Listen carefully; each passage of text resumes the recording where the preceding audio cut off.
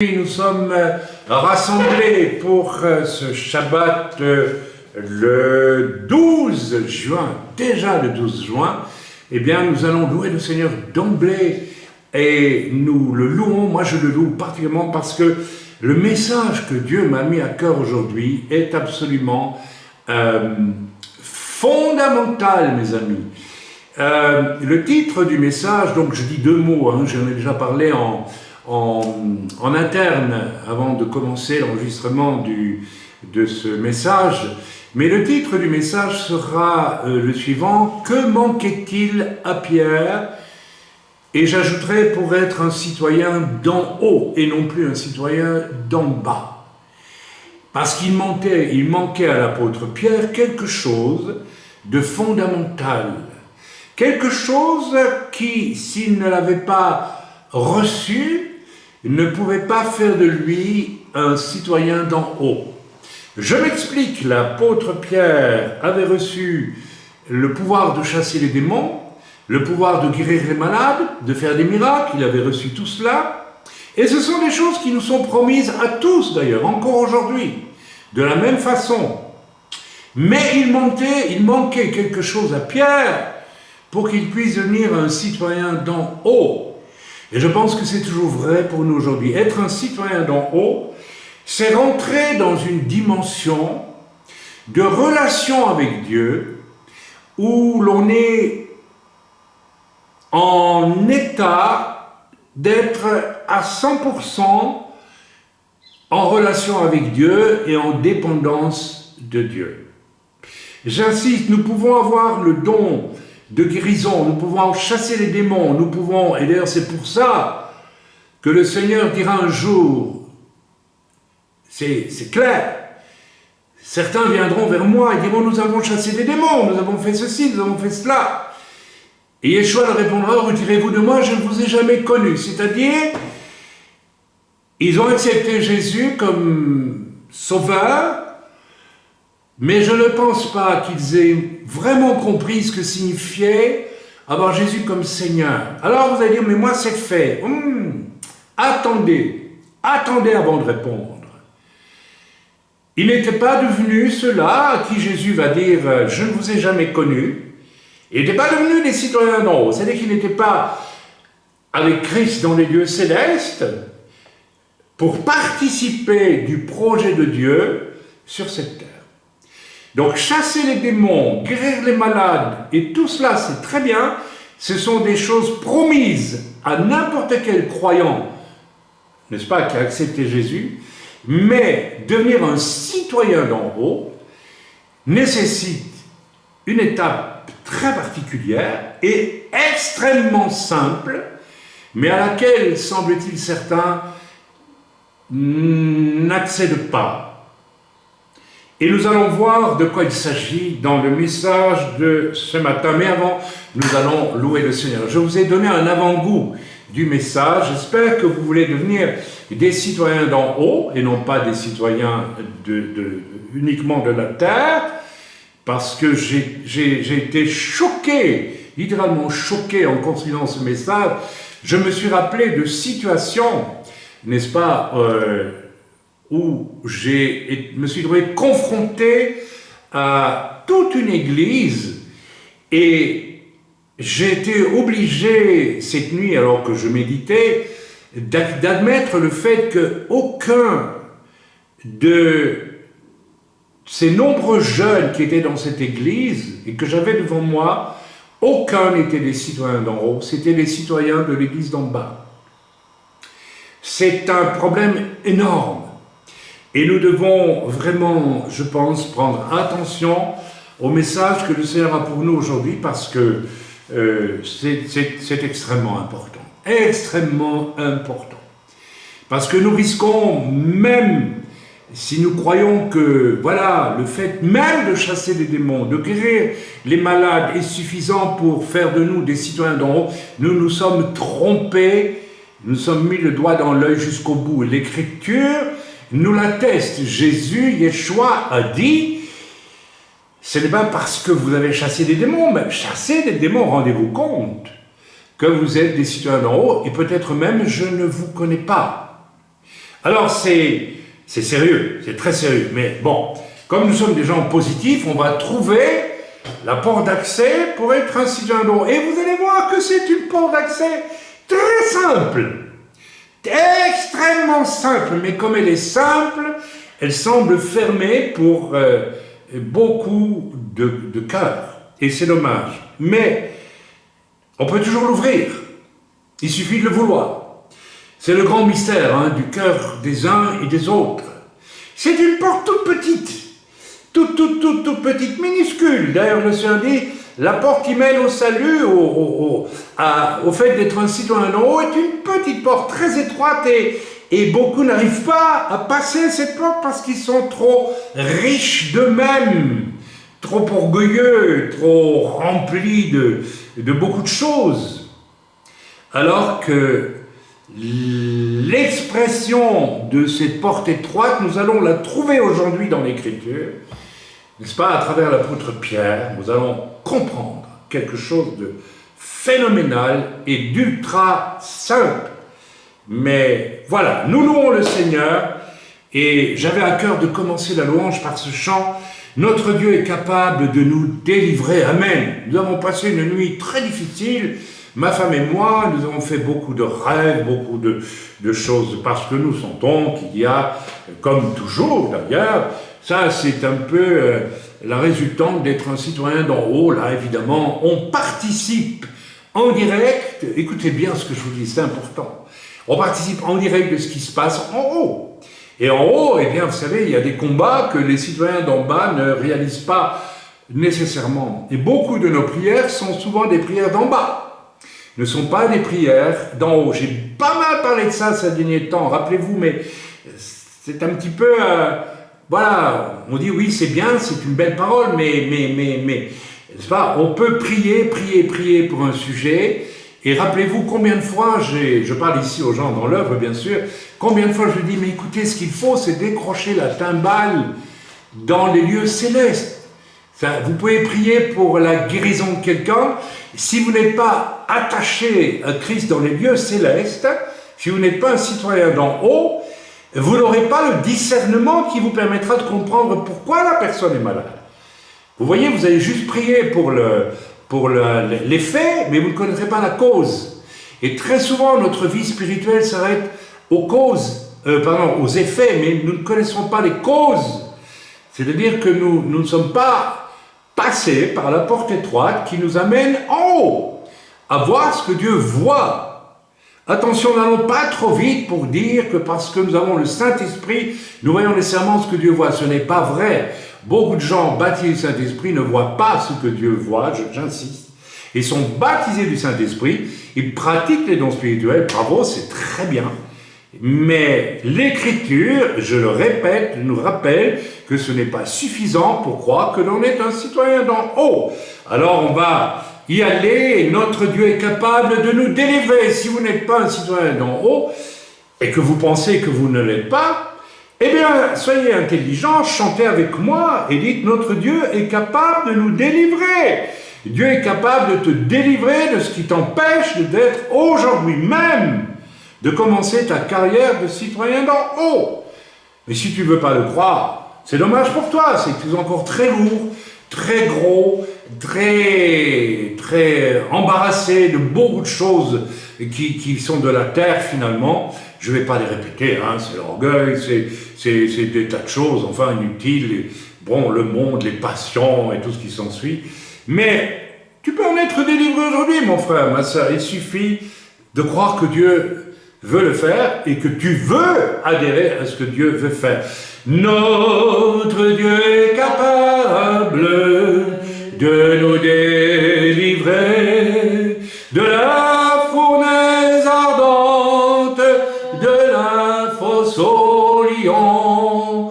C'est dans notre Rédempteur que nous nous confions. Un chant simple que l'on chantait jadis dans les églises. Mais il dit beaucoup de choses déjà. Notre Dieu est capable de nous délivrer de la fournaise ardente, de la fosse au lions, c'est dans notre puissance, pardon, que nous nous confions.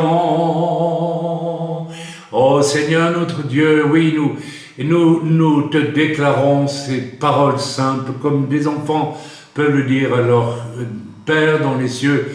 Tu es capable de nous délivrer, tu es capable de nous libérer ce matin, Seigneur. Bien sûr, de nos fournaises ardentes, Seigneur, qui sont animées par le diable pour comment vais-je dire, pour essayer de nous brûler, de nous tourmenter. Mais tu es aussi ce Dieu capable de nous délivrer de nos prisons, de nos attachements terrestres, de ce qui fait que nous ne rentrons pas par la toute petite porte étroite qui mène à être un citoyen d'en haut. Seigneur, nous te bénissons, nous te louons.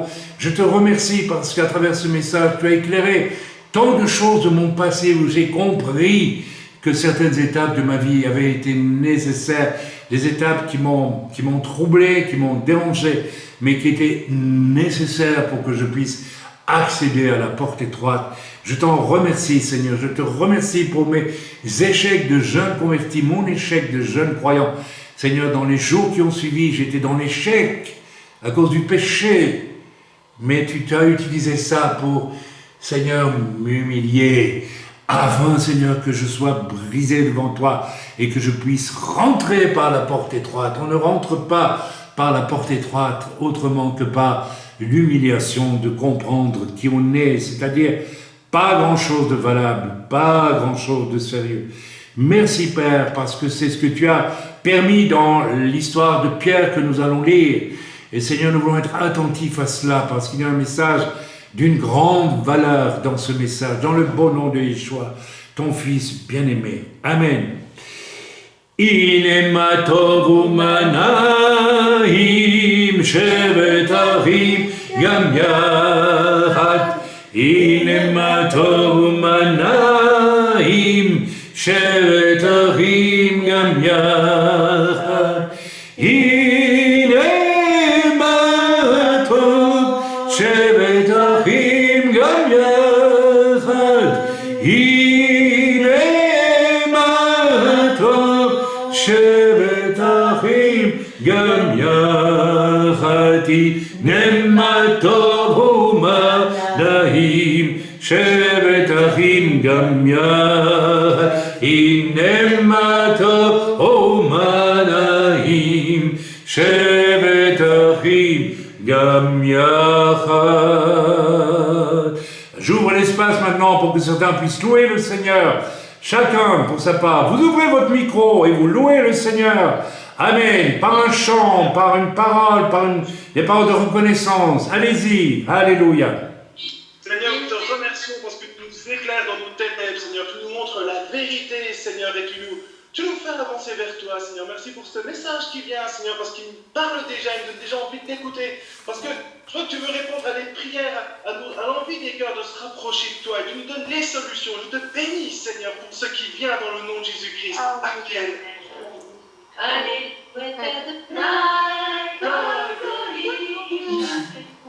Alléluia, Adonai. Continuez. Kol goyim shaberu, kol haomim, ki gabar aleinu hazov et Adonai leolam. Alléluia, Alléluia, Alléluia, Alléluia, Alléluia. Alléluia. Venez louer le Seigneur, vous les nations, venez célébrer son nom, vous les peuples, car sa bonté pour nous est grande, vérité verra toujours. Alléluia, Alléluia, Alléluia, Alléluia, Alléluia, Alléluia, Alléluia.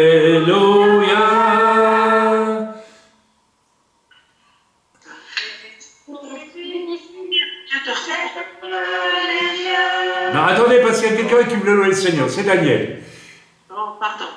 Oui, Seigneur, je veux te louer, te remercier parce que dans ta grande bonté, Seigneur, tu nous reprends encore, Seigneur, tu nous parles encore, Seigneur. Tu veux que nous arrivions vraiment à la mesure de la stature parfaite de Christ, Seigneur. Et tu as dit que tu le ferais.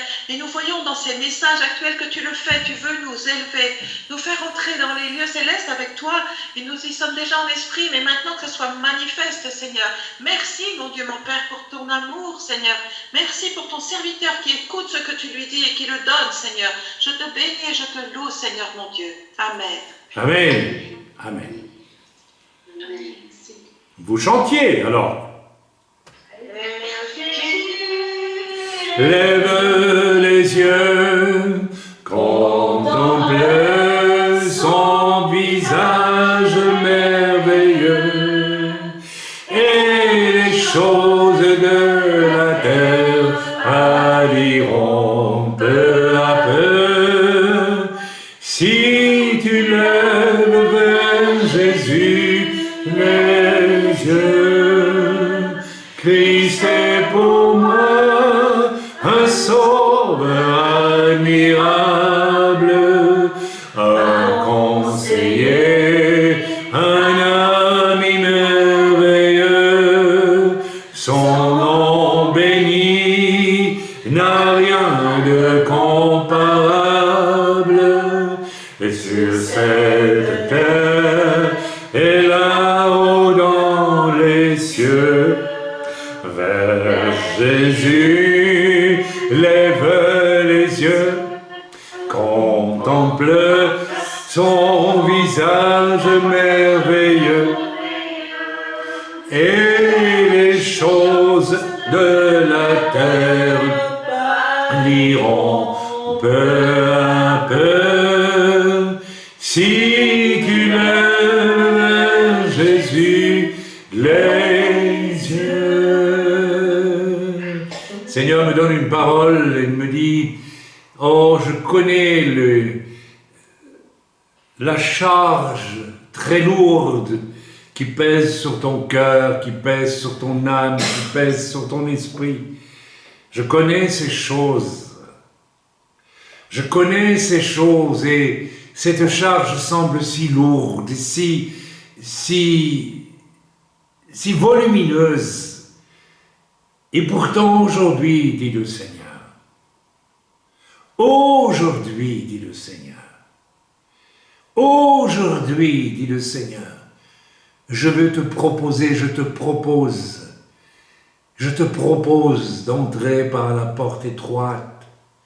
Non, ce n'est pas en levant les mains et un jour et en acceptant Jésus comme ton sauveur que tu es rentré vraiment, complètement par la porte étroite. Et aujourd'hui, tu vas savoir ce qui te manque. Cela manquait à l'apôtre Pierre, cela manquait à tous ses disciples en fait. Mais ils l'ont connu, et par là, ils sont devenus des citoyens d'en haut, et pas seulement des citoyens d'en bas. Tu as pu utiliser les dons spirituels, tu as pu avoir des paroles de connaissance, tu as pu prier pour des malades, tu as pu même voir des miracles. Tu as connu ces choses. Et pourtant aujourd'hui, tu te sens dans l'échec. Mais l'échec, aujourd'hui, le Seigneur te donne le moyen de passer enfin par cette porte étroite. Il suffit que tu sois sensible à ce que l'Esprit va te dire aujourd'hui. Il suffit que tu ouvres ton cœur, que tu ouvres ton cœur. Amen. Amen. Merci Seigneur. Merci Père éternel. Merci Seigneur. Merci Jésus. Alléluia. Gloire à toi Seigneur. Amen. Nous allons passer à l'offrande. Chacun, là où nous nous trouvons, dans nos groupes ou etc. Donc, alors c'était évidemment un peu bizarre de faire la louange tous ensemble parce qu'évidemment, quand ça vient du Canada, que ça vient d'Israël, que ça vient de Suisse et de France, c'est fatalement à vitesse différente, mais c'était tellement bon quand même, n'est-ce pas? de pouvoir louer le Seigneur ensemble. Alors je me réjouis vraiment que l'on se retrouve et qu'on puisse vraiment refaire des cultes de louanges costauds, solides, n'est-ce pas? Mais le message que nous avons aujourd'hui est tellement important que j'ai hâte d'aller dans ce message avec vous. Et je l'espère de vous voir vous précipiter, vous aussi, comme Pierre l'a fait, comme d'autres l'ont fait, dans la solution, dans le passage vers la porte étroite qui a fait de Pierre un citoyen d'en haut, un homme puissant pour le Seigneur. Nous allons donc lire dans Jean au chapitre 18 versets, n'est-ce pas? Nous allons lire d'emblée et nous apporterons le message sur une partie de cette lecture. Donc, Jean chapitre 18, lorsqu'il eut dit ces choses, Yeshua alla avec ses disciples de l'autre côté du torrent du Kidron, du Cédron, où se trouvait un jardin de Gethsémané, dans lequel il entra, lui et ses disciples. Judas, qui le livrait, connaissait ce lieu, parce que Jésus et ses disciples s'y étaient souvent réunis. Judas donc, ayant pris la corde et des huissiers qu'envoyèrent les principaux sacrificateurs et les pharisiens, vint là avec des lanternes, des flambeaux et des armes, s'il vous plaît. Rendez-vous compte de la situation. Voilà que Judas, qui a été un disciple de Jésus, qui a été quelqu'un qui probablement a chassé des démons. Oui, quand Jésus a envoyé ses disciples, il les a envoyés 2 par 2, qui a exercé des dons spirituels, oui, absolument, il les avait reçus du Seigneur, et qui, ce jour-là, devient l'anti-disciple par excellence, j'allais dire presque l'antichrist, l'anti-disciple par excellence, puisqu'il inaugure, de part avec d'autres bien sûr, une heure des ténèbres absolument suffocante pour Yeshua et pour l'humanité. Ce qui bien sûr nous réjouit, c'est que Jésus va aller jusqu'au bout de cette heure des ténèbres, mais il va avoir la victoire puisqu'il va ressusciter. Et ça, c'est un tout autre message. Jésus, sachant tout ce qui devait lui arriver, Jésus est un citoyen d'en haut. Et Jésus, comme il l'a dit lui-même, ne faisait rien que ce qu'il voyait faire par le Saint-Esprit, à travers les dons, etc. Non, non. Par son Père dans les cieux, Jésus marchait en haut. Et il ne faisait rien. Lui était citoyen d'en haut. Et Jésus savait tout ce qui allait lui arriver parce qu'il voyait les choses depuis en haut. Et celui qui marche en haut voit de loin, de très loin. J'ai déjà prêché là-dessus il y a presque 37 ans sur le fait que un jour le Seigneur m'a parlé de tout l'itinéraire par lequel passerait mon itinéraire, n'est-ce pas, avant d'arriver en Israël, à Jérusalem. Eh bien, ça, c'est être citoyen d'en haut, c'est avoir une vision de haut. Je n'ai pas dit que j'ai vu dans le moindre détail tout ce que je vivrais, mais j'étais en haut et j'ai vu avec le Seigneur. Et le Seigneur voudrait vraiment que nous ayons soif de cette manière de voir les choses d'en haut et plus le nez collé au sol, même si nous avons le don de guérison, de miracles, de discernement des esprits, de tout ce que vous voulez, n'est-ce pas? Le Seigneur veut nous donner plus que cela. Il veut que nous marchions depuis en haut et que nous puissions dire comme Jésus, je ne fais rien. Oh, c'est pas évident, hein, je vous l'avoue. Même si on est citoyen d'en haut, on peut avoir des moments où on se retrouve en bas. Qu'est-ce que vous voulez? L'homme est faible par nature. Même l'apôtre Pierre, après qu'il sera devenu citoyen d'en haut, va avoir une petite rechute. On en a parlé la semaine dernière, ou lors du cours biblique, n'est-ce pas? Puisqu'il va vivre ce terrible épisode où l'apôtre Paul va devoir le reprendre en public. Vous savez à quoi je fais allusion. Là, Pierre, il est complètement d'en bas. Il n'est plus du tout d'en haut, hein, puisqu'il va manger avec les Juifs pour faire kasher, et puis il va manger avec les non-Juifs pour faire je suis ouvert aux païens. Donc il est hypocrite. Et là, il redevient complètement citoyen d'en bas, n'est-ce pas? Donc, mais néanmoins, il a connu un épisode marquant dans sa vie qui va ouvrir la porte pour qu'il devienne un citoyen d'en haut. Et ceci est très, très important. Je continue ma lecture. Et Jésus, sachant tout ce qui devait lui arriver, donc Jésus savait tout à l'avance, et ça c'est formidable, et il leur dit, qui cherchez-vous? Qui cherchez-vous? Il lui répond, c'est une manière de leur dire, vous êtes des citoyens d'en bas, et vous, alors que tout le monde sait que c'est Jésus qui vient chercher. Ils lui répondirent, Jésus de Nazareth. Jésus leur dit, c'est moi. Et Judas qui le livrait était avec eux. Lorsque Jésus leur eut dit, c'est moi, ils reculèrent et tombèrent par terre. Il leur demanda de nouveau, qui cherchez-vous? Et ils dirent, Yeshua de Nazareth. Yeshua répondit, je vous ai dit que c'est moi. Si donc c'est moi que vous cherchez, laissez aller ceci. Notons au passage l'amour incroyable du Seigneur, qui dit, si c'est moi que vous cherchez, prenez-moi et faites de moi ce que vous voulez, en quelque sorte, mais laissez ceci, voyez-vous.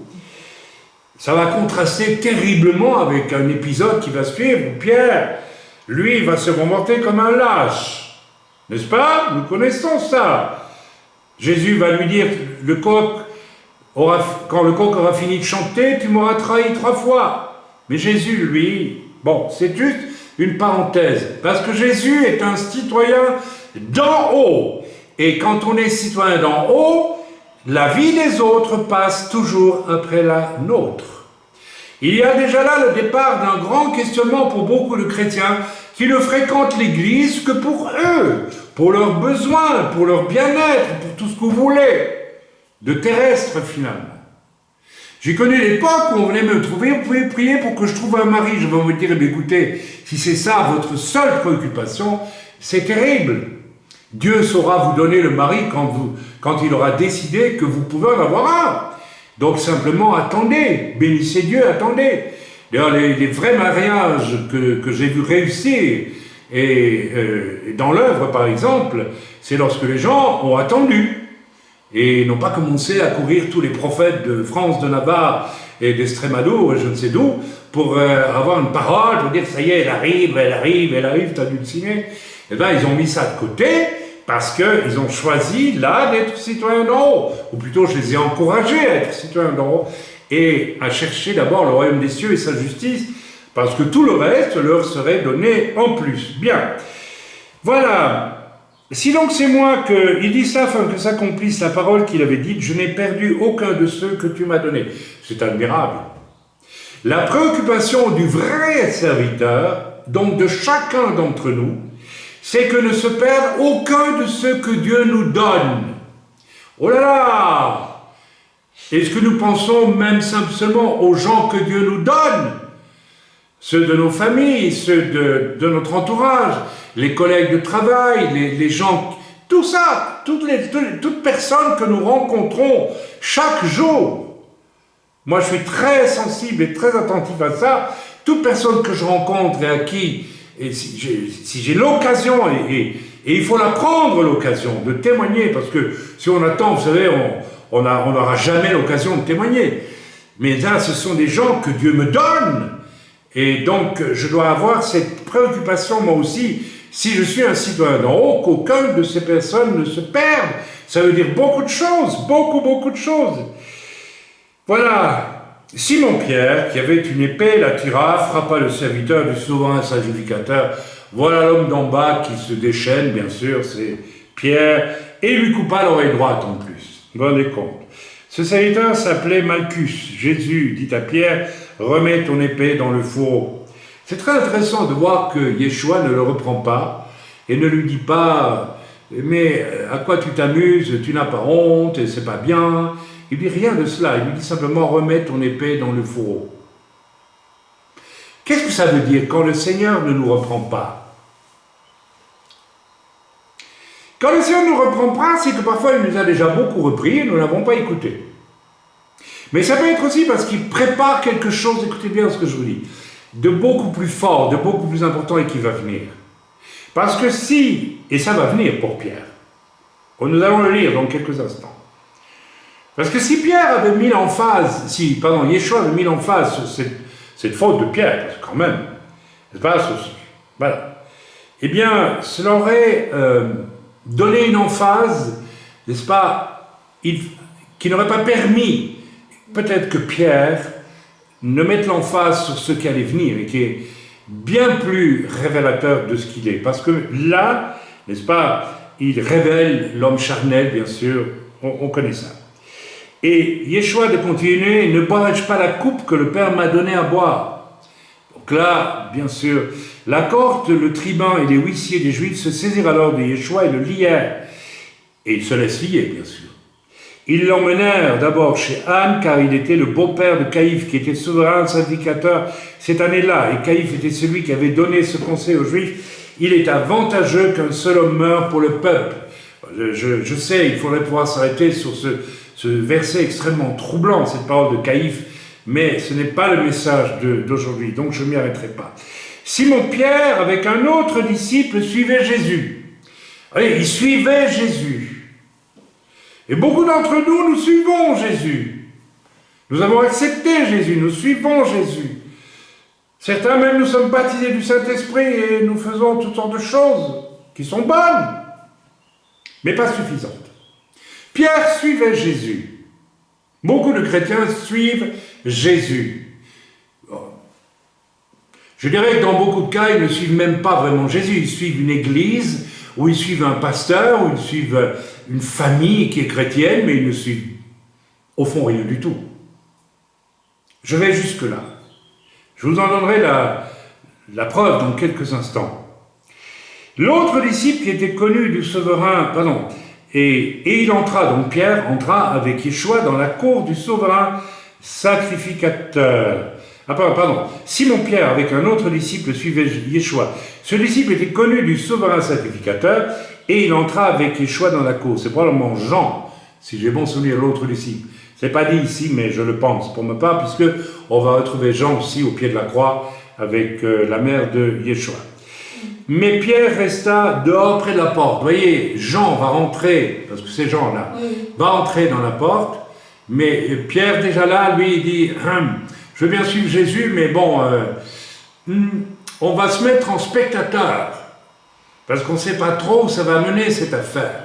Vous voyez là, il démontre déjà qu'il n'est pas du tout, qu'il suit Jésus, mais jusqu'à un certain point, et il va falloir que Pierre passe une énorme crise, afin qu'il comprenne comment il va pouvoir suivre Jésus jusqu'au bout, et pas seulement jusqu'à un certain point. Ceci est tellement important. Et l'autre disciple qui était connu du souverain sacrificateur sortit par là à la portière et fit entrer Pierre. Alors il fait même entrer Pierre. Alors la servante, la portière dit à Pierre, toi aussi n'es-tu pas les disciples de cet homme, de Yeshua? Il dit, je n'en suis point. Ah, gros mensonge. Gros mensonge. Les serviteurs et les huissiers qui étaient là avaient allumé un brasier car il faisait froid et ils se chauffaient. Pierre se tenait avec eux et se chauffait. Alors on va voir que, n'est-ce pas, dans la suite, on ne va pas le lire, mais vous pouvez lire, voilà, verset 25. Simon-Pierre était là et se chauffait. On lui dit, toi aussi, n'es-tu pas de ses disciples? Deuxième fois. Il le nia et dit, je n'en suis point. Un des serviteurs du souverain sacrificateur, parent de celui à qui Pierre avait coupé l'oreille, dit, ne t'ai-je pas vu avec lui dans le jardin? Pierre le nia de nouveau, et aussitôt le coq chanta. Et puis nous pouvons lire, voilà, nous lirons plus loin. Bien, alors, nous avons d'abord ici, c'est la première partie du message, quelque chose de terrible, ce qu'on appelle l'heure des ténèbres. C'est un épisode, mes amis, mais tout ce que je viens de vous lire, c'est quelque chose de sinistre et de terrible. N'est-ce pas? C'est l'heure des ténèbres à laquelle Yeshua se soumet en quelque sorte, parce que le Père lui demande de passer par là. Et cette heure des ténèbres qui est absolument sombre est ponctuée par un petit ray de lumière, n'est-ce pas? Au verset 6 du chapitre 18 de Jean, nous l'avons lu, lorsque Yeshua leur eut dit « c'est moi », ils reculèrent et tombèrent par terre. Je vérifie si... bon, c'est bon. Par terre, pardon. Ils reculèrent et tombèrent par terre. Donc, quelque chose de la gloire de Dieu, de la puissance de Dieu se manifeste en plein dans les ténèbres, mais ça ne va absolument pas, n'est-ce pas, susciter ni chez Judas, ni chez ceux qui sont là, les soldats et les diverses personnes qui sont là, ne va rien susciter et qui va les faire réfléchir, ou bien se dire, il y a quand même quelque chose de spécial avec ce rabbi, Yeshua, et c'est bien, n'est-ce pas, l'occasion de dire comme quoi la lumière, lui, dans les ténèbres, nous l'avons lu aussi dans l'évangile de Jean, n'est-ce pas, au début, dans le chapitre 1er, rappelez-vous, la lumière, lui, dans les ténèbres, ou à lui, dans les ténèbres, mais les ténèbres ne l'ont point reçu. Voilà, donc vous avez la clé ici. Soit je suis dans les ténèbres et je ne reçois pas la lumière, soit je suis dans les ténèbres, mais je reçois la lumière. Je n'ai pas dit qu'il fallait être dans la lumière pour recevoir la lumière. On est au départ dans les ténèbres. Combien j'étais dans les ténèbres avant ma conversion et même après ma conversion. Il y avait un domaine de ma vie où j'étais pécheur et il a fallu que Dieu brise profondément ma fierté et pour que je comprenne qu'il y avait une leçon qui m'a permis alors d'entrer par la porte étroite. Donc je répète, le fait d'accepter Jésus, le fait même de manifester la puissance de l'Esprit, quand j'ai accepté le Seigneur, j'ai reçu des prophéties extraordinaires. On m'a dit, voilà, vous avez un appel pour un grand ministère. C'était des prophètes solides qui me l'ont dit. Et j'aurais pu avec tout ça dire, ça y est, c'est parti. Eh bien non, mes amis.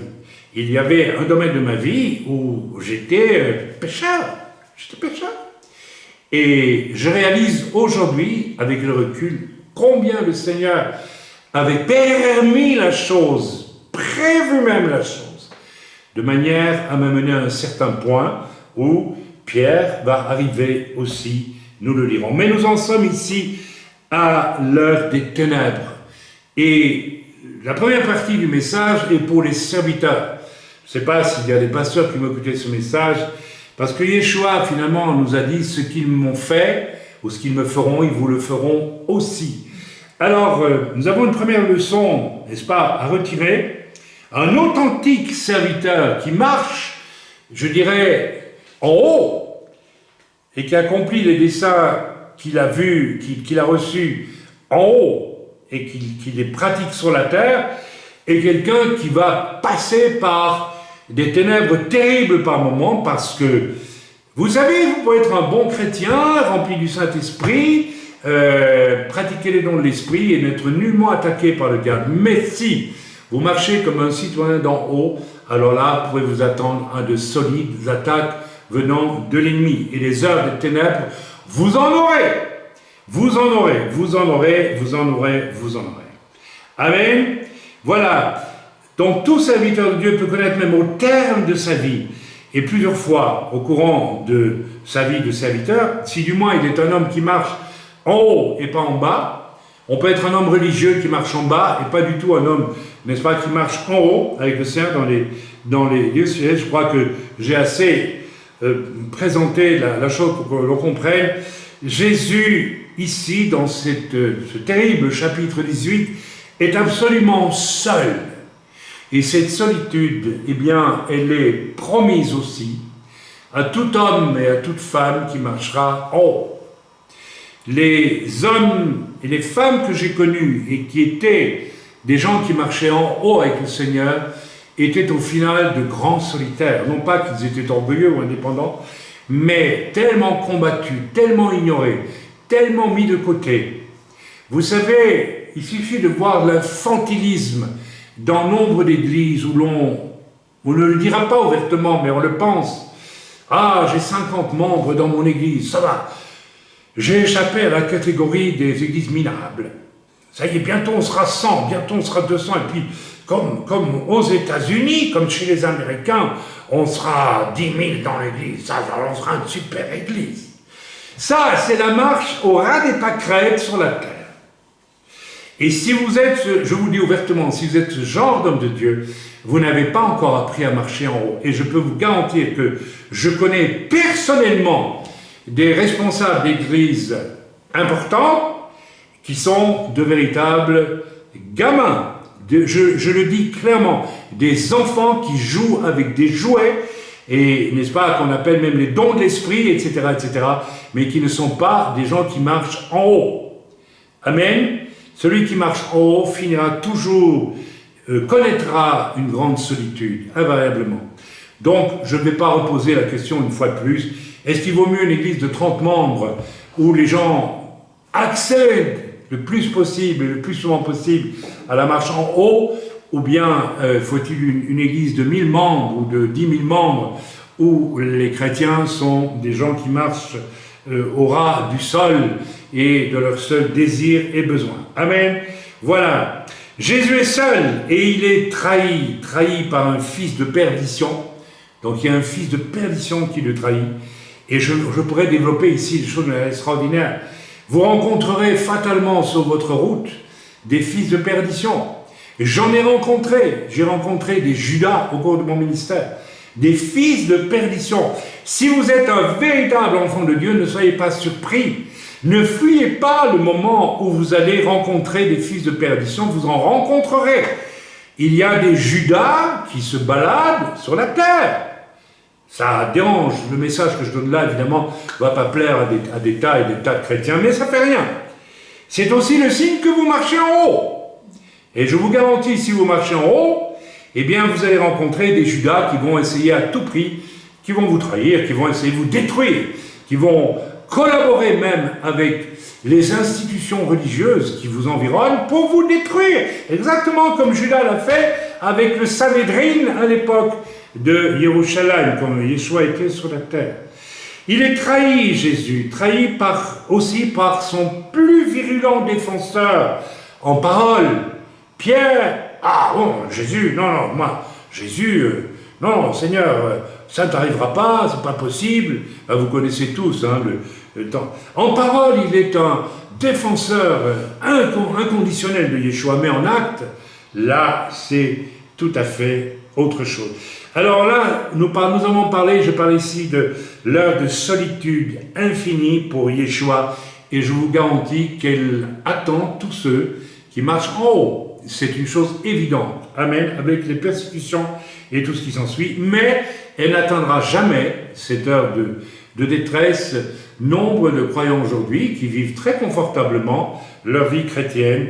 Il y a, n'est-ce pas, quelque chose qui doit nous pousser à réfléchir, parce que l'heure de détresse que Yeshua va connaître, et que tout serviteur, homme ou femme, je ne parle pas des ministères ici, je parle du service, tout le monde sert le Seigneur d'une façon ou d'une autre, tout le monde doit lire la Bible, tout le monde doit étudier la Bible, tout le monde doit se servir de la Bible pour parler autour de soi, etc., etc. Mais cette heure de détresse atteindra, cette solitude très grande atteindra tous les hommes et les femmes qui marchent en haut, et n'atteindra jamais, n'est-ce pas? Mais il y a un espoir extraordinaire, c'est que Yeshua est celui qui a traversé l'heure la plus sombre qui soit. Mais Yeshua est ressuscité 3 jours après. Et je dirais sa renommée, son impact, ce qui est inscrit de lui dans les livres d'en haut, est inscrit depuis 20 siècles et il demeurera éternellement. Il y a un appel aujourd'hui pour chaque enfant de Dieu. Soit vous continuez à vivre sur la terre et vous pratiquez même les dons spirituels, vous donnez votre dîme, vous donnez des offrandes, vous êtes bien, vous êtes à toutes les réunions, vous savez quel serviteur vous devez écouter ou ne pas écouter, tout, vous avez la totale, vous êtes fidèle, vous venez à toutes les réunions, tout va bien. Eh bien non, vous n'êtes pas un citoyen d'en haut pour autant. Amen. Et les œuvres que vous allez produire risquent de ne pas être des œuvres qui dureront éternellement. Mes amis, j'aimerais qu'on comprenne ça ce matin.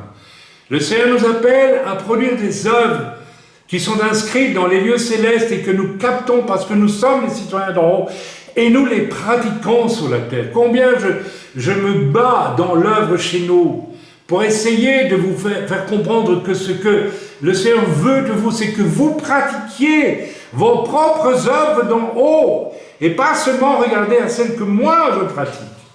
C'est pourquoi j'ai été tellement touché, j'espère que ça ne va pas s'arrêter là pour lui, quand j'ai vu notre frère Alexandre, un jeune chrétien, qui décide d'aller témoigner au curé de son village après avoir prié. Mais où croyez-vous qu'il ait reçu cette chose? Je lui ai proposé? Jamais. Il a reçu ça d'en haut. Il a reçu ça d'en haut, mes amis. Et ça lui restera éternellement. On commence à comprendre. Mes amis, j'ai connu un serviteur de Dieu qui s'appelle Arthur Katz, qui était un ami, qui était un grand ami.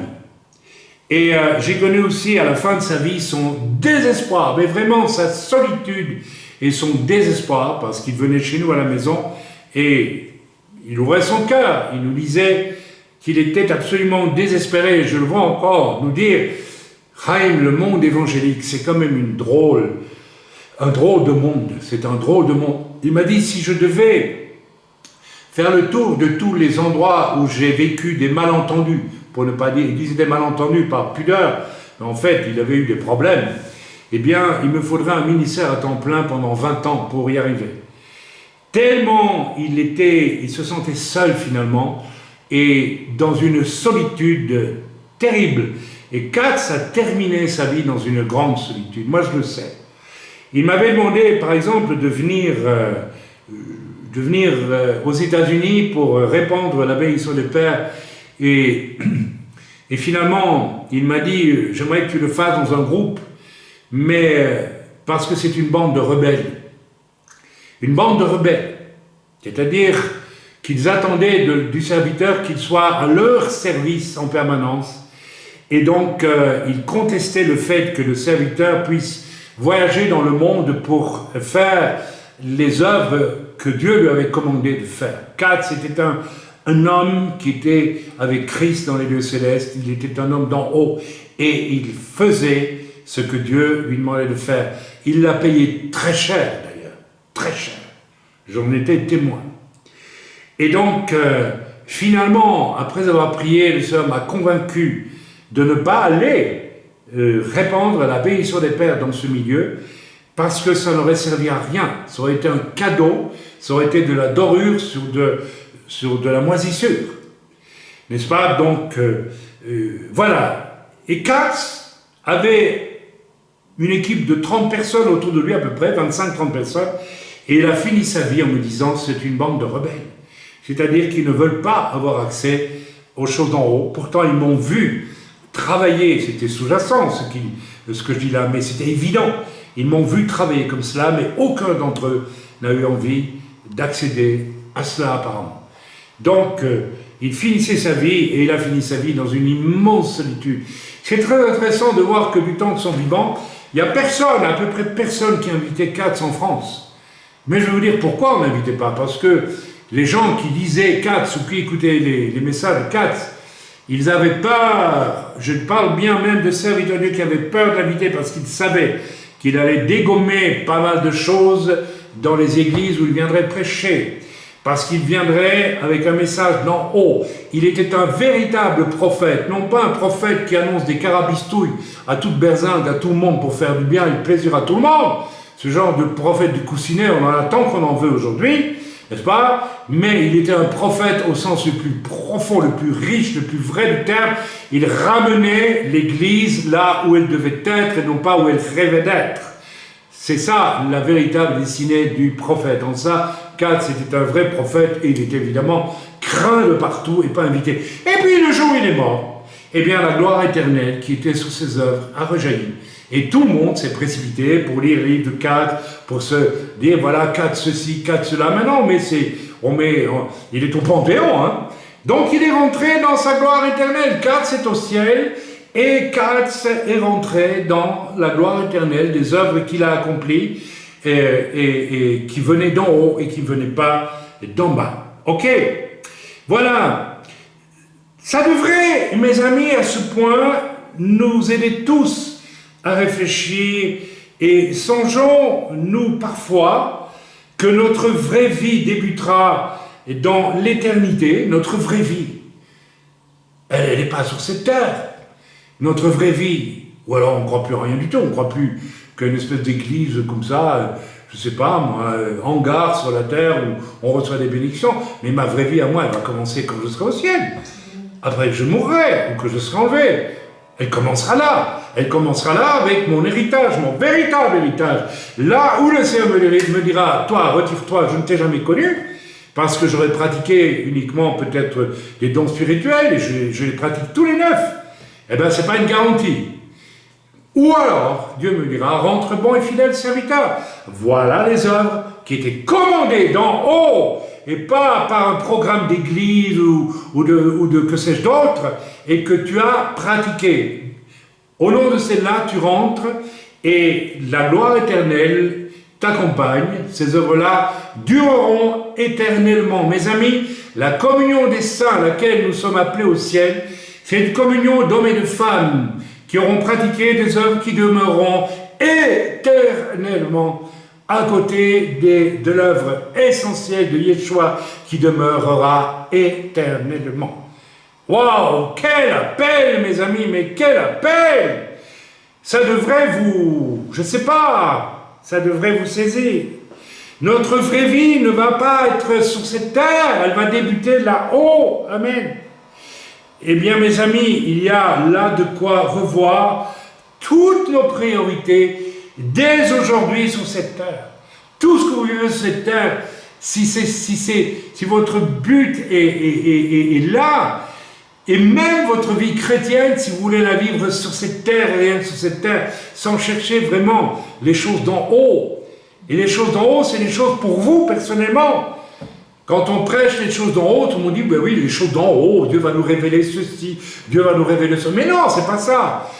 Le bagage d'œuvres que Dieu a préparé pour toi, dès le jour de ta naissance, que Dieu avait préparé même avant le jour de ta naissance, tout cela, tout ce que Dieu a préparé d'avance pour toi et qui est au ciel, et que tu ne captes pas et que Dieu aimerait que tu captes pour les pratiquer, afin qu'un jour il puisse te dire, rentre bon et fidèle serviteur, rentre bonne et fidèle servante. Tes œuvres te suivent au ciel avec Jésus. C'est ça, formidable. Alors de là, il y a beaucoup de choses à revoir. Beaucoup de choses à revoir. Je ne vais pas insister. Si vous n'êtes pas capable vous-même de vous rendre compte, là où vous vivez juste pour votre tranquille vie chrétienne sur la terre, j'ai presque envie de dire, eh bien, écoutez, je vais dire quelque chose de très dur, mais tant pis pour vous, qu'est-ce que je dis? C'est votre choix. Voilà, donc nous allons vers la deuxième leçon du message, à présent, et la plus importante. Il manquait quelque chose à Monsieur Pierre, l'apôtre Pierre, il lui manquait quelque chose pour devenir cet homme qui marche en haut et qui comprend les pensées de Dieu d'en haut et les incarne sur la terre dans des œuvres très, très, très personnelles finalement, venues du Seigneur. Qu'est-ce qu'il manquait à notre cher ami Pierre? Il lui manquait de prendre conscience de sa nature charnelle, impropre au royaume de Dieu. Mais ça c'est une parole générale que beaucoup ont déjà entendue 100 fois, oui, mais encore, comment on fait pour échapper à cette nature charnelle? Eh bien, d'abord, on va voir en quoi cette nature charnelle le dirige, le conduit, devant quel obstacle il va arriver avec cette nature charnelle. Eh bien, nous l'avons lu, il va trahir le Seigneur, nous l'avons lu, j'espère que nous l'avons lu, j'ai peut-être oublié, non, je vais lire plus tard, n'est-ce pas, il va trahir 3 fois le Seigneur Yeshua, n'est-ce pas, c'est là, voilà, sa nature charnelle le conduit à faire le mal, à mentir, quand même, rendez-vous compte, à mentir. Jésus, en plus, l'en avait, alors c'est très mystérieux tout ça, enfin, mystérieux, on va comprendre en quoi c'est mystérieux. Yeshua l'en avait prévenu. Alors, pourquoi est-ce que Yeshua le prévient? Il le prévient, tu vas me trahir. Est-ce que Jésus va lui dire, ne fais pas ça à Pierre, je t'en prie, etc. Non. Jésus lui dit, tu vas le faire. Tu vas le faire. Jésus ne lui dit pas ça pour lui dire, je t'en prie, Pierre, ne me trahis pas, je serai déçu, je serai malheureux, tu ne te rends pas compte. Non, c'est pas ça du tout. Il dit à Pierre, tu vas le faire, Pierre. Tu vas le faire, et à partir de là, il va se passer quelque chose pour toi.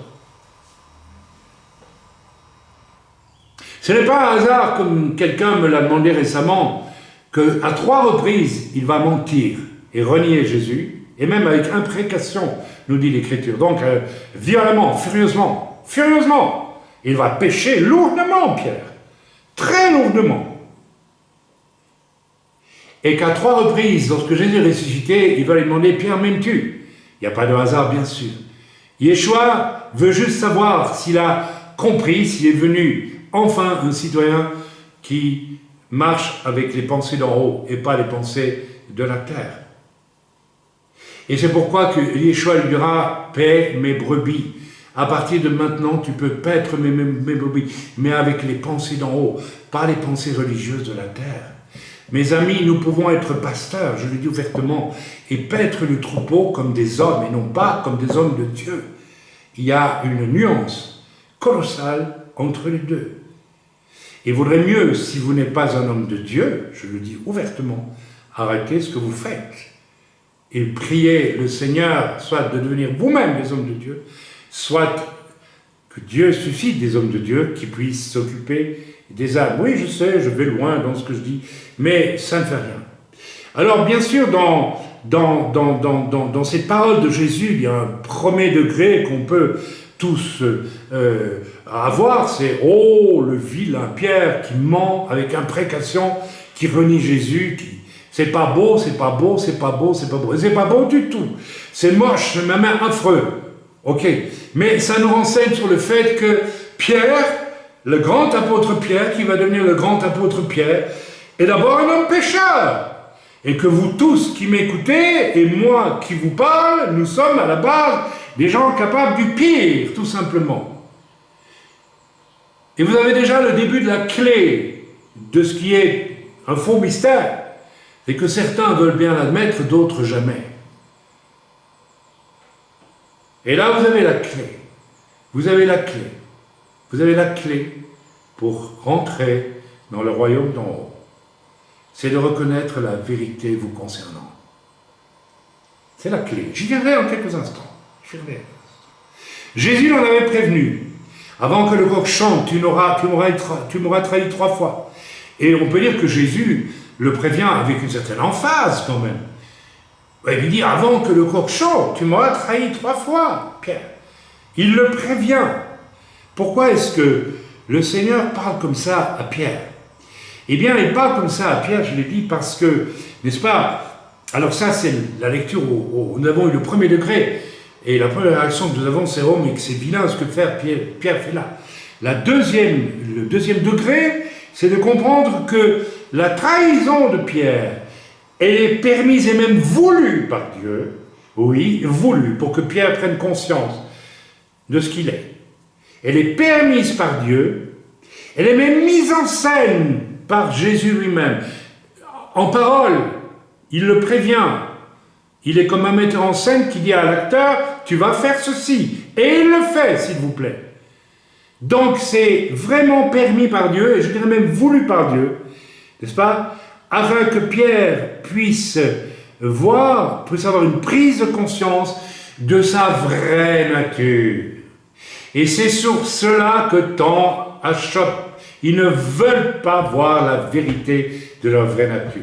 C'est pas possible. Moi, je ne suis pas comme ça. Je ne suis pas mauvais. Je ne suis pas ceci. Je ne suis pas cela. Je ne supporte pas de le voir. Et alors, on rentre on est sur le chemin de Judas. On est sur le chemin de Judas. Judas aussi. Vous savez, il a vu qu'il a trahi, mais beaucoup trop tard. Il n'a pas voulu le réaliser quand il le faisait. C'est à ce moment-là qu'il aurait dû le réaliser. Attention, mes amis, il y a un certain christianisme complaisant, amical, gentil, qui vous caresse dans le sens du poil, qui ne permet pas aux membres de l'Église de prendre conscience personnellement, d'une manière tragique, comme Pierre va devoir en prendre conscience, d'une manière tragique, de leur nature pécheresse mauvaise. Il y a une chose que ta nature d'homme et de femme déteste, c'est de réaliser que tu es mauvais, que tu es capable d'être mauvais. Et pourtant, il faut que tu passes par là. Il faut que tu passes par là, parce qu'il y a là une clé absolument essentielle, mes amis. Je me souviendrai toute ma vie d'avoir été invité à prêcher lors d'un mariage et il y avait nombreuses assistantes évangéliques et notamment un très nombreux auditoire de jeunes chrétiens. Et j'ai prêché un message extrêmement important et solennel. Le genre de message auquel il n'était pas habitué, ça se voyait tout de suite à leur réaction. Et surtout, à leur réaction, on pouvait voir qu'ils ne voulaient pas ce genre de message. Je dis bien, ils ne voulaient pas ce genre de message. Ils voulaient un message qui soit agréable à entendre pour tous. En fait, cette église était constituée pour une bonne part d'un groupe de jeunes qui étaient tous, écoutez-moi bien, des copains. Et pas du tout des citoyens d'en haut, mes amis. Alors je pouvais voir sur leur visage, au fur et à mesure que je prêchais, les sourires narquois, les moqueries, pour qui te prends-tu? Qu'est-ce que tu crois? On a une très bonne église, ça va très... J'ai jamais critiqué leur église. Il n'y avait strictement rien, pas un seul de ces jeunes n'était sur le chemin d'une solide prise de conscience de ce qu'il y avait d'affreux en eux, chacun individuellement, afin de naître de nouveau et de naître d'en haut, mes amis. La nouvelle naissance qui vous précipite à devenir un citoyen d'en haut passe par une prise de conscience de ce qu'il y a de plus horrible. Je vais employer un mot dur, de plus dégueulasse dans votre vie. Je bénis le Seigneur parce que j'ai accepté le Seigneur dans ma vie il y a 40 ans, après des années de recherche de Dieu, après des expériences magnifiques avec le Seigneur. Vous les connaissez, j'en ai déjà témoigné. J'ai accepté le Seigneur et j'ai été visité par le Saint-Esprit, une manière extraordinaire. Mais, comme Pierre, il y avait une partie, il y avait ma nature charnelle, humaine, qui avait besoin d'être révélée dans un péché particulier. Elle a été révélée, mes amis. Et ça a été pour moi terrible, parce que j'ai réalisé, ainsi je peux être sauvé, je peux être visité par Dieu. Je sens que j'ai un appel formidable, je sens que Dieu m'aime, que j'ai un appel formidable, et pourtant, je dois faire face à une véritable saleté dans ma vie. Et avec le recul, je réalise, merci Seigneur, parce que j'ai fait face. Et comme Pierre, je n'ai pas fui la réalité. Je l'ai acceptée. Et j'ai pleuré, comme Pierre a pleuré. Parce qu'on va voir dans quelques instants que Pierre, prenant conscience de ce qui lui arrive, va sortir et qu'est-ce qu'il va faire? Il va pleurer. Il va simplement accepter. Il va reconnaître. Il va reconnaître qu'il est un menteur, qu'il est un lâche, qu'il est un traître. C'est lourd, vous savez, pour un disciple de Jésus.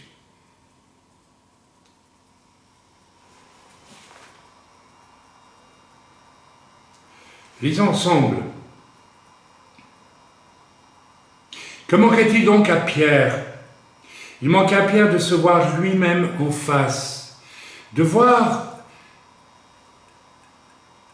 ce que par sa nature déchue, il pouvait produire. Et surtout, de le reconnaître et de se repentir, d'être marqué donc en profondeur par la laideur de sa trahison, par la laideur de son péché. La repentance, ce n'est pas dire « oui, c'est vrai, je reconnais ceci, cela », non. La repentance, elle doit être précédée d'une espèce de contemplation horrifiée, mais sincère, honnête, de ce que je peux faire de mal. Et je sais qu'il y en a plusieurs parmi vous, vous avez vécu cela.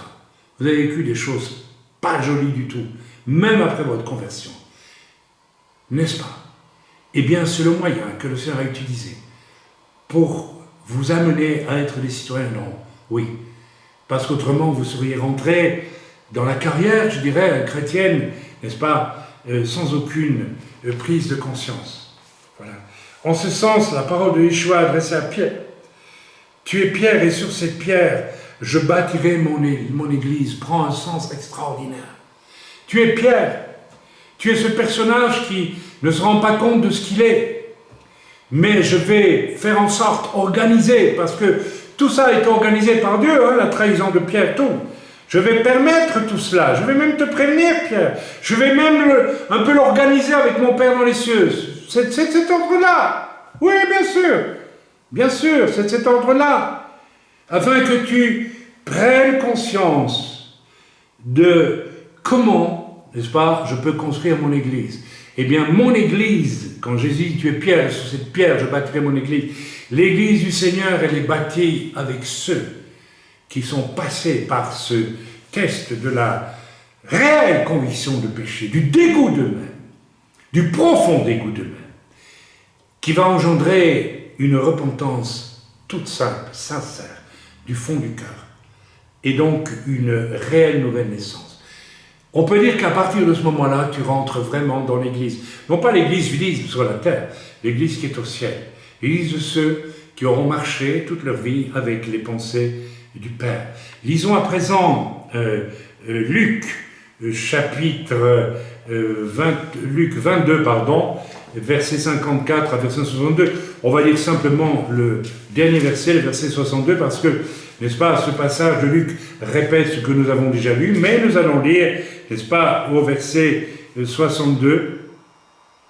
Voilà. Alors, il s'agit de Pierre, n'est-ce pas, on peut lire peut-être un peu plus haut. Le Seigneur s'étant retourné regarde à Pierre, et Pierre se souvint de la parole que le Seigneur lui avait dite. Avant que le coq chante, aujourd'hui, tu me renieras 3 fois. Et c'est ce qui est arrivé.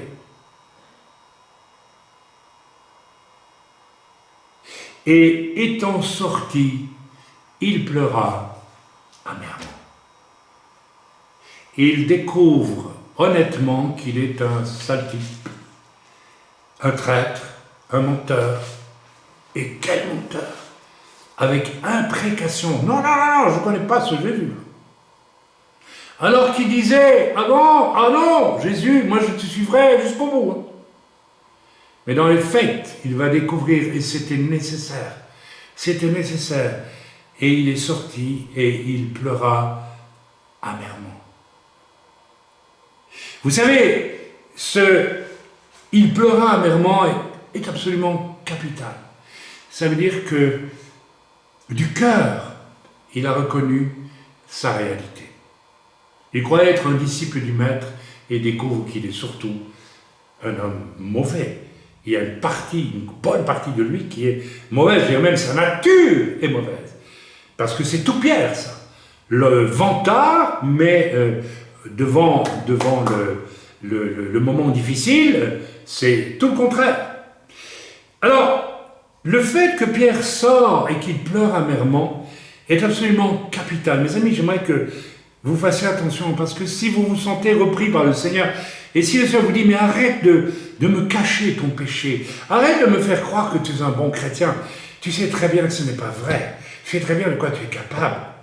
Alors maintenant, eh bien, pleure amèrement. C'est ça, se repentir. Tu peux faire autre chose aussi, et Pierre aurait pu faire autre chose. Il aurait pu durcir son cœur par fierté, il aurait pu dire, mais moi je suis un disciple de Jésus, ah ben, voilà, je vais mettre ça sous le tapis. Mes amis, les conversions solides, dans l'histoire même de l'Église, cherchez, vous verrez, sont toujours les conversions d'hommes et de femmes qui ont découvert leur misère profonde et qui l'ont regardé en face et qui du cœur ont dit Amen, mais Amen, je suis mauvais et j'ai besoin vraiment de le découvrir et de l'accepter parce que c'est la clé la plus importante. Autrement, comment je peux rentrer dans la présence de Dieu qui est dans les cieux pour recevoir les pensées du Père, n'est-ce pas, à accomplir sur la terre. Si en moi il n'y a pas cette blessure profonde qui a fait de moi un homme humble et un homme qui est modeste, un homme qui ne peut plus jamais faire confiance à ses propres forces, à sa propre justice, à quoi que ce soit qui vienne de lui. Comme Pierre a compris que l'ancien Pierre, c'est fini, Nietzsche, on n'en parle plus.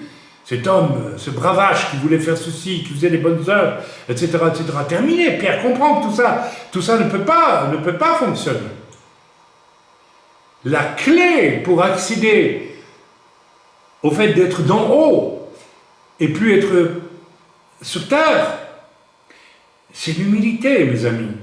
Et l'humilité passe par l'humiliation. Pierre a été humilié. Il a dû écoutez, il voit son rabbi, son maître qui sort, il sait qu'ils vont lui faire les pires choses. En plus, il a entendu Yeshua le répéter encore dans le jardin de Gethsémane. Il faut que ces choses arrivent. Et lui, il le trahit, là, en pleine figure, il le en plein, devant tous. Et que fait Pierre? Il prend conscience de sa nature mauvaise. Et il s'en repent. Tout simplement. Tout simplement. Il y renonce. Il y renonce. Vous savez, c'est un peu ce que Judas aurait pu faire et que Judas n'a pas fait. Mes amis, c'est à ce moment-là que Pierre commence à passer d'homme illusoire, chrétien d'illusion, chrétien illusoire, dominé par sa nature charnelle héritée de ses pères. Pierre était le fils de son père, de son grand-père, de sa grand-mère, et il avait cette nature charnelle que nous avons tous en nous. Vous avez eu un autre père que moi, un autre grand-père, mais nous avons tous hérité plus ou moins de la même nature charnelle. Vous savez, j'ai compris, lorsque j'ai été confronté à un péché en particulier après ma conversion, que tout ça, c'était un héritage qui me venait de mes pères. Hein. C'est pas compliqué du tout. C'est vite vu. Donc mes pères, dans la chair, continuent à vivre en moi et continuent à se manifester en moi, avec le même péché. Mais j'ai eu honte. J'ai eu honte. Et j'ai pleuré amèrement. Alors je ne dis pas que Pierre est devenu du jour au lendemain un homme parfait dans la repentance, mais il a commencé à le faire. Et il va encore pécher. Mais il a pris le bon prix, le bon pli. Vous savez, avec le péché qui concernait ma propre vie au début, ma conversion, il m'a fallu un certain temps pour avoir une victoire définitive. Et le jour où j'ai pu utiliser certaines choses, des situations qu'engendrait ce péché, pour amener au salut des personnes en particulier, j'ai su que j'avais enfin la victoire sur cette mauvaise tendance héritée de mes pères. Amen. Et nous devons passer par là, mes amis. Je répète, toutes les véritables conversions réelles ont toutes été confrontées à la nature du péché. Il ne suffit pas de dire « j'accepte Jésus, je suis sauvé ». Et jadis, les vraies conversions commençaient même par là. On commençait par voir sa nature mauvaise et l'on suppliait Dieu de nous sauver. C'est ce qui se passait jadis et qui se passe quasiment plus aujourd'hui. Ça, c'est automatique. On va tirer le salut, on met une pièce et hop là, on reçoit un peu comme au jackpot, le salut comme ça, et on est sauvé. Bon, je ne reviens pas là-dessus, j'ai déjà suffisamment parlé là-dessus. La clé, c'est la suivante, n'est-ce pas? Accepte ton péché, ne le nie pas, contrairement à ce qu'a fait Judas, parce que Judas aussi, il le fera, il reconnaîtra son péché à la fin. Il ira trouver les gens qui l'ont payé pour faire cette sordide œuvre-là, et il va rendre l'argent, mais c'est trop tard. Il se repent trop tard. Il se repent parce qu'il rend compte qu'il a fait une gaffe, qu'il a fait une erreur. Il se rend compte que peut-être le Jésus qui croyait être le futur Messie royal d'Israël qui allait chasser les Romains va être tué. Il s'est dit, mais donc c'est moi qui ai provoqué cela. Mais il est complètement dans la confusion, l'ami Judas, là. C'est pas un ami. Il est complètement dans la confusion. Il voit rien, il comprend rien au royaume de Dieu, il comprend rien à ce que Jésus est venu faire sur la terre. Et il se repent parce que peut-être il se dit, mais là j'ai fait une gaffe, j'aurais pas dû, je vais quand même me repentir. Mais voyez, il n'atteint pas du tout le nœud du problème. Il ne réalise pas que c'est le Messie du salut pour l'humanité qu'il a trahi. Et il n'a absolument pas conscience de ce qu'il fait. Je ne sais pas si vous me suivez. Et il en est ainsi, mes amis, de certains qui nient farouchement le mal qu'ils font et n'en viennent à le reconnaître que lorsqu'ils s'y sont bien obligés. Mais en réalité, ils reconnaissent le mal parce qu'ils croient qu'en reconnaissant le mal qu'ils font, parce qu'on le leur a signalé, ou parce qu'ils s'en rendent bien compte confusément quelque part, ils croient qu'ils vont améliorer leur vie chrétienne. Beaucoup de chrétiens demandent pardon et ils disent « j'améliore ma vie chrétienne ». C'est une hérésie absolue. Vous ne pouvez rien améliorer par vos repentances. Vous devez passer par l'étape cruciale qui consiste à découvrir comme Pierre que vous êtes mauvais et que vous avez hérité ça de vos pères et que vous êtes mauvais, point barre. Et là, vous jouez votre véritable destinée. Ça peut se faire en un instant, ça peut se faire dans un combat, mais vous devez regarder en face qui vous êtes, ce que vous êtes, et ne pas le nier, et ne pas le mettre sous le tapis, et ne pas commencer à dire « oui, mais je demande pardon, mais je recommence ». J'ai entendu ça si souvent. Mais vous recommencez parce que vous n'êtes jamais passé devant la vérité. Vous savez, un certain Luther prêchait dans une paroisse, je ne sais où en Allemagne, et il prêchait à des braves chrétiens qui amélioraient tous les dimanches leur vie chrétienne, en demandant un petit peu pardon, par-ci, par-là, et puis c'était content comme ça.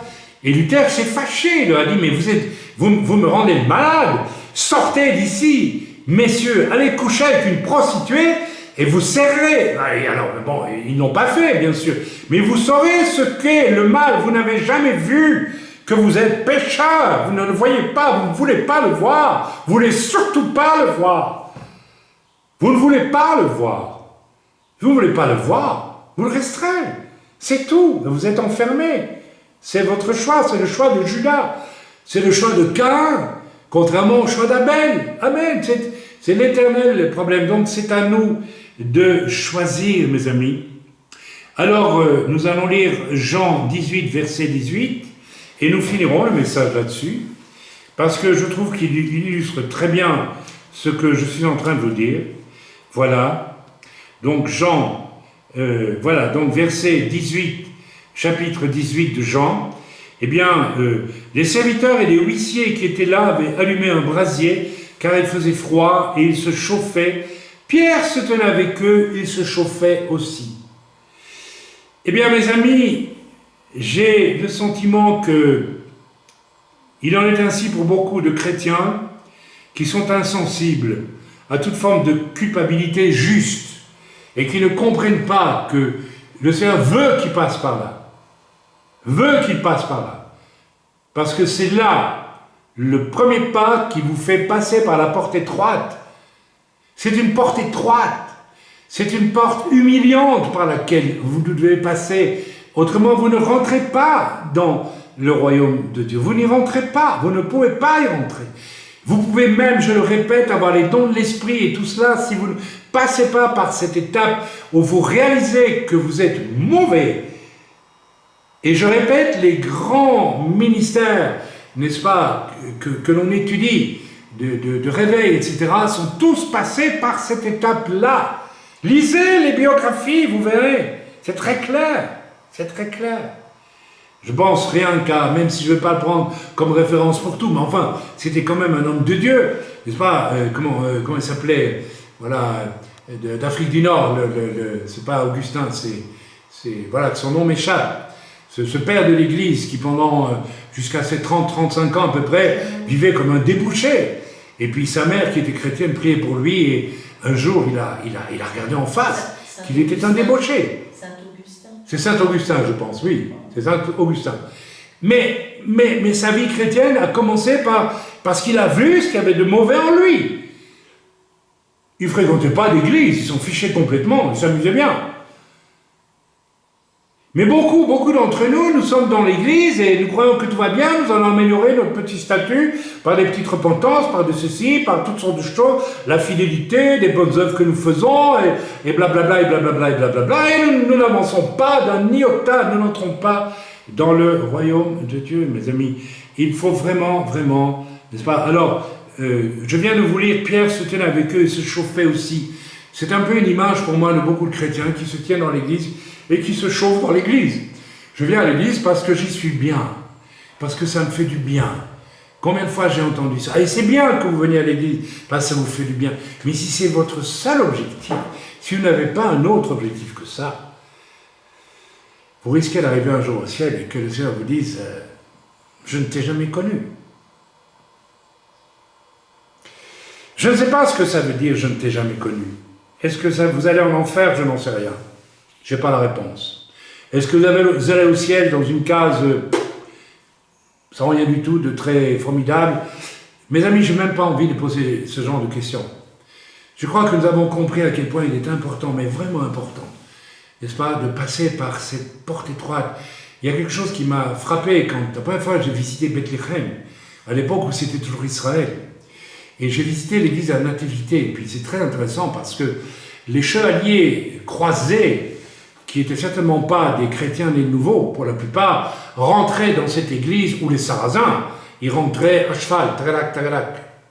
Alors les responsables de cette église du Saint-Sépulcre, non pas de la Nativité à Bethléem, eh bien, ont abaissé la porte de telle façon qu'il n'y en a pas plus d'1m30, 1m40 de haut, quelque chose comme ça. Donc moi, je vais me plier en Dieu pour y rentrer.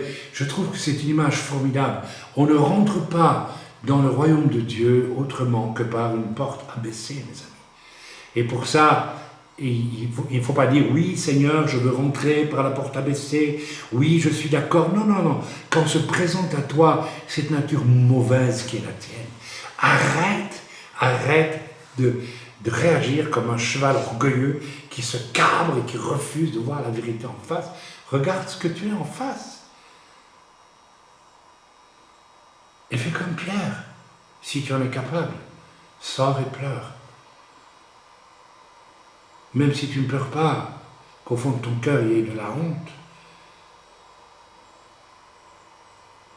Et qu'alors Dieu puisse commencer à travailler d'une façon beaucoup plus profonde dans ta vie. Voilà, c'est un message très simple, n'est-ce pas? Très simple. J'aimerais bien prier pour ceux qui ont besoin de comprendre ce message avec leur cœur, tout simplement. Et pas avec des paroles. Arrêtez. Combien de fois j'ai dit à certains, arrêtez de vous repentir. Vous allez recommencer demain. Alors si aujourd'hui tu vois, mon frère, ma soeur, toi qui m'écoutes, et par la grâce de Dieu, le Seigneur peut te dire comme il a dit à Pierre, le coq aura fini de chanter que tu m'auras déjà trahi 3 fois. Si le Seigneur peut te faire la grâce de te dire aujourd'hui, je veux que tu saches, que je sais que tu m'as déjà trahi. Par le péché, par toutes sortes de choses. Je te demande une seule chose. Je ne te demande pas de te repentir pour recommencer demain.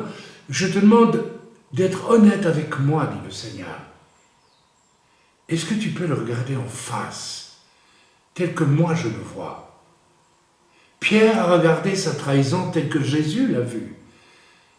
Est-ce que je peux regarder le mal que je fais comme Jésus le voit? Et est-ce que je peux sortir en pleurant parce que j'ai honte de moi et que je veux vraiment échapper à ça? Il n'est pas dit que Pierre est revenu vers Jésus après. Nulle part on ne voit dans la suite, après que Jésus soit ressuscité, que Pierre est venu vers Jésus pour lui dire « Je te demande pardon, Jésus ». Rien de tout cela. Pierre sortit et pleura. Il n'est même pas dit qu'il est allé trouver Jean ou un autre, dire « Prie avec moi, je demande pardon ». Non, Pierre sortit et pleura, ça suffit. Il s'est laissé humilier par la laideur de ce qu'il y avait en lui. Il l'a accepté, il n'a pas tergiversé. Il a fait preuve d'humilité. Père, je te prie cet après-midi qu'au nom de Yeshua, tous ceux qui entendront ce message, qui ronronnent dans une église, qui se croient être citoyens d'en haut alors qu'ils sont citoyens de l'église d'en bas, sans appartenir à l'église d'en haut, je le dis ouvertement et froidement, merci Père, je te prie vraiment que tu les aides à comprendre que tout le tourment de leur existence, certains passent leur vie entière à être tourmentés, jamais satisfaits de leur situation spirituelle et qui n'ont jamais voulu voir en face leur péché tout simplement. Je pense à une personne en particulier qui vit une vie tourmentée, une personne que j'ai essayé d'aider et qui va peut-être écouter ce message. Vous êtes allé d'échec en échec, vous êtes allé de problème en problème, parce qu'au départ, vous n'avez jamais voulu voir pour ce qu'il est, votre rébellion, votre orgueil, votre refus de vous soumettre à un époux. Et même si cet époux n'est pas croyant, et parce que vous n'avez jamais voulu voir votre péché tel qu'il est, tel que Jésus le voit, tel que Jésus le connaît, tel que Jésus est mort afin qu'il soit pardonné ce péché, vous n'entrez pas dans le royaume de Dieu. Et vous vous efforcez de vivre toutes sortes de choses spirituelles qui sont des ersatz, qui sont des choses issues de votre âme, que vous aimeriez être des choses de Dieu, mais qui ne sont pas des choses de Dieu. Parce que vous n'êtes pas passé. Vous n'êtes pas encore passé. Ma sœur, écoutez-moi, vous qui allez m'écouter. Pas passer par cette porte étroite qui est précédée pour y rentrer de la découverte de ce qu'il y a de plus horrible en moi et qui révèle ma vraie nature d'homme et de femme mauvais et que je reconnais et pour lequel je me repens. C'est-à-dire, je te prie pour tout cela, au nom de Yeshua, qu'ils puissent méditer cela et le vivre surtout, dans le bon nom de Jésus.